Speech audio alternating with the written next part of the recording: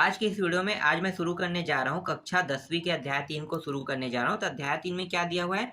अध्याय 3 में दिया एक चर का द्विघात समीकरण यहाँ पे दिया हुआ है। तो एक चर के द्विघात समीकरण का मतलब क्या होता है? जिसमें एक चर हो उसे हम एक चर का द्विघात समीकरण कहते हैं।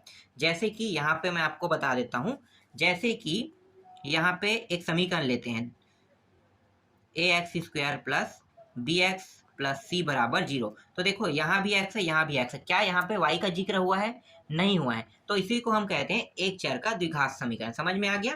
तो एक चर का द्विघात समीकरण का मतलब होता है जिसमें सिर्फ एक चर हो। तो यहाँ पे आपको कितने चर दिखाई दे रहा है? एक चर x और यहाँ भी x है। क्या यहाँ पे y है? नहीं है। तो यही कहलाता है एक चर का द्विघात समीकरण। इसमें ज्यादा कुछ समझाने वाला ऐसा कोई टॉपिक तो नहीं है। जो भी टॉपिक रहेगा उसको मैं प्रश्नावली के प्रश्न जब मैं शुरू करूंगा उससे पहले मैं आपको बता दूंगा। कुछ इंपॉर्टेंट जो महत्वपूर्ण जानकारी जिनको आपको जानना है वो सारी जानकारी मैं आपको बताते चलूंगा। तो चलो डायरेक्ट अभी प्रश्नावली के प्रश्नों पे चलते हैं। तो प्रश्नावली एक का पहला प्रश्न देख लेते हैं। यहाँ पे देखो आपको बहुत सारे प्रश्न दिखाई दे रहे हैं। ठीक है, कुल जो प्रश्न है 10 है। अब यहाँ पे हमें ये बताना है कि निम्नलिखित में से वर्ग समीकरण चुनिए। मतलब वर्ग समीकरण है या नहीं ये बताना है। तो देखो कौन कौन सा वर्ग समीकरण है और आप उसे कैसे पहचान सकते हैं इसके बारे में मैं यहाँ पे आपको बता देता हूँ। तो यहाँ पे पहला प्रश्न देखो क्या है? x² प्लस 3x माइनस 2 बराबर 0।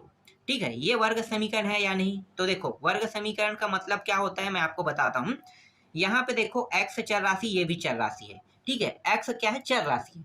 तो आपको एक चीज ध्यान देना है कि जो x चर राशि है उसके ऊपर घात को ध्यान देना है। इसके ऊपर घात कितना है? 2 है और इसके ऊपर घात कितना है? 1 है। अब यहाँ पे मैं सबसे महत्वपूर्ण जानकारी बताना चाहता हूँ कि x जो है वो कभी भी अंडर रूट के अंदर नहीं होना चाहिए। अगर x अंडर रूट के अंदर हो गया तो क्या होगा? वो वर्ग समीकरण नहीं होगा।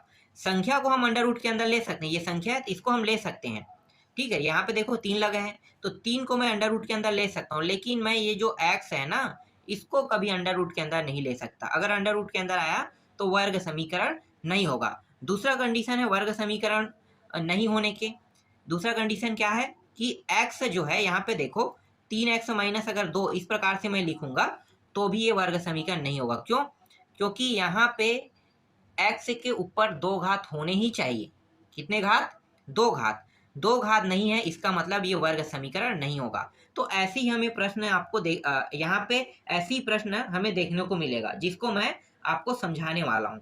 तो चलो देखें ये पहला प्रश्न वर्ग समीकरण है कि नहीं। मैं डायरेक्ट राइट करूंगा इसमें। अब आपको यहाँ पे अलग से मुझे समझाने की आवश्यकता तो नहीं है, पता चल गया। घात देखो क्या है? यहाँ पे x² और यहाँ पे x दिया हुआ है, मतलब घात एक एक है, ये अंडर रूट के अंदर नहीं है, मतलब ये वर्ग समीकरण है। पहला पता चल गया आपको। चलो दूसरा देखें। दूसरा में क्या दिया हुआ है? दूसरा में दिया है x का वर्ग दिया हुआ है प्लस 1/x दिया हुआ है, फिर बराबर 1 दिया हुआ है। इस तरह से दिया हुआ है। अब यहाँ पे देखो x² प्लस 1/x बराबर यहाँ पे 1 है। क्या ये वर्ग समीकरण है? तो इसको पहले थोड़ा हल कर लेते हैं।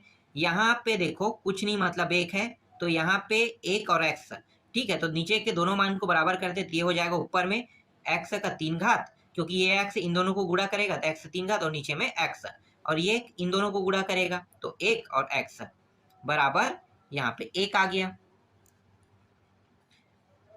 ये हो जाएगा x का 3 घात प्लस 1 और यहाँ पे x बराबर 1। अगर मैं इसको सही से लिखूं तो ये ऐसे होगा x का 3 घात प्लस 1 और ये x जो है तिरिया गुणा होके यहाँ पे आ जाएगा x।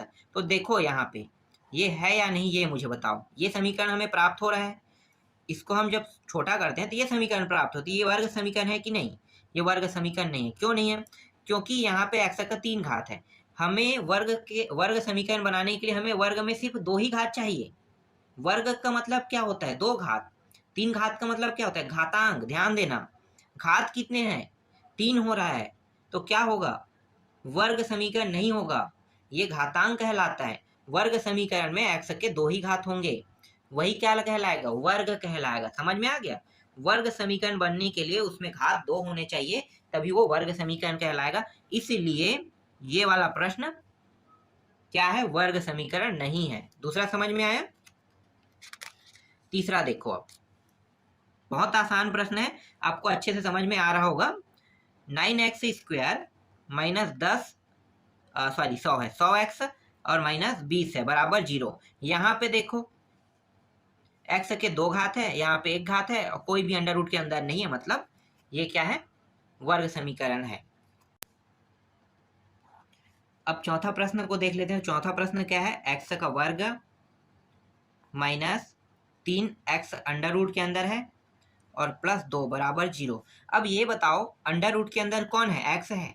यहाँ पे देखो तो क्या ये, ध्यान देना, क्या ये वर्ग समीकरण है। मैंने क्या बताया था, अगर कोई मान अंडर रूट के अंदर आ जाता है कोई चर राशि, जैसे कि x यहाँ पे चर राशि, तो क्या होगा, वर्ग समीकरण नहीं होगा। तो ये वर्ग समीकरण नहीं है। नहीं है उसको मैं क्रॉस कर रहा हूँ, जो है उसको मैं क्या कर रहा हूँ, राइट कर रहा हूँ। इसके बाद देखो पांचवा प्रश्न में आते हैं। पांचवा प्रश्न क्या है, पांचवा प्रश्न है x माइनस 2/x और यहाँ पे दिया है माइनस x दिया हुआ है। इसको भी थोड़ा हल कर लेते हैं। तो यहाँ पे कुछ नहीं, मतलब एक, तो देखो ये x का ऊपर नीचे दोनों में गुणा होगा, क्योंकि हर वाला मान जो है, देखो ये दोनों बराबर नहीं था, हमें क्या करना है, बराबर करना है। तो इसका गुणा ऊपर नीचे के साथ होगा तो ये x वर्ग, एक के साथ गुणा होगा तो x आ जाएगा। फिर इस एक का इस साइड में ऊपर नीचे गुणा होगा तो ये जाएगा 2 और ये x और यहाँ पे माइनस x है। ये हो जाएगा x वर्ग माइनस 2 और यहाँ पे लघुत्तम कितना आया, x आया और फिर ये माइनस x। ये जो माइनस x है इसको ऊपर ले जाएंगे तो यहाँ पे बचेगा क्या, x वर्ग माइनस 2 बराबर, ये हो जाएगा माइनस x वर्ग। इस माइनस को हम इस पार ले आते हैं तो क्या होगा, तो ये हो जाएगा x का वर्ग, यहाँ पे x का वर्ग, ये माइनस से प्लस हो जाएगा, x का वर्ग माइनस 2 बराबर 0। ये दोनों को जोड़ दो तो 2x का वर्ग माइनस 2 बराबर 0। इस तरह से देखो यहाँ पे कितना प्राप्त हो गया, x का घात 2। वर्ग होने के लिए घात कितना होना चाहिए, 2 होना चाहिए ना। तो घात देखो कितने में प्राप्त हो रहा है, 2 घात प्राप्त हो रहा है x का। इसका मतलब क्या है कि जो हमारा जो पांचवा प्रश्न है वो भी वर्ग समीकरण है। इसको भी राइट करते हैं, ठीक है। तो वर्ग समीकरण ऐसे ढूंढा जाता है, ये ढूंढने की प्रक्रिया है।